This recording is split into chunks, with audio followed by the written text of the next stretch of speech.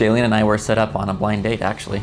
My sister and her were in Jerusalem studying together, and for whatever reason, my sister thought it would be a good idea to set us up. She said, kind of randomly one day, "I really want to set you up with my brother." And at first I was like, what? I mean, I don't know, I just didn't really think anything would come of it. But I was like, okay, I just kind of stored it in the back of my mind. But I kind of thought she would forget about it, or just nothing would really come from it. I went on a date with another gal, but the exact same date to test out the waters. We went dinner and a hike. I wanted to test the hike, make sure it was good. For some reason, I just had really low expectations for the date. So normally I kind of try to look nice and get all ready for the date. But this time, I hardly did anything. I think my hair was in pigtails, and I just kind of was like, low expectations. This is gonna be one and done. I had an awesome first day. I mean, it was just stark contrast to the date before, and it was just fun. I mean, we were laughing a lot. When I dropped Jaylene off at the front door, she says, "Man, Josh," she wouldn't say Josh, but she just says, "I haven't laughed that hard in a long time."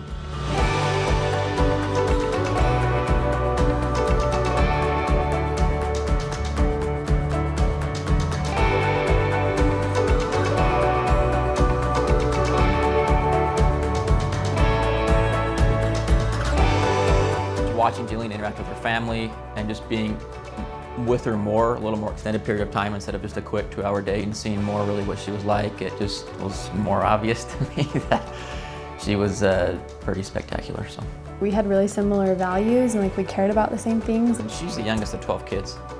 I'm the oldest of 5 kids, no nieces and nephews, small. I thought I had a decent sized family, and until I met Jaylene's family, but it was just a blast with all the nieces and nephews, and you can just tell how their family is raised and how they are. I've noticed as we're interacting with my family, all of a sudden he's their best friend. Jaylene is just a happy gal. She's just really engaging and fun to be around. People around her just want to be around her. She just draws people in. There's not a dull time with Jaylene. We're just moving around no matter what we're doing. We're out running around hiking, or with her nieces and nephews, throwing a frisbee around, or just being outdoors, active, or we're inside cooking meals, or we're just playing the piano, or whatever it is, we're moving, which is fun.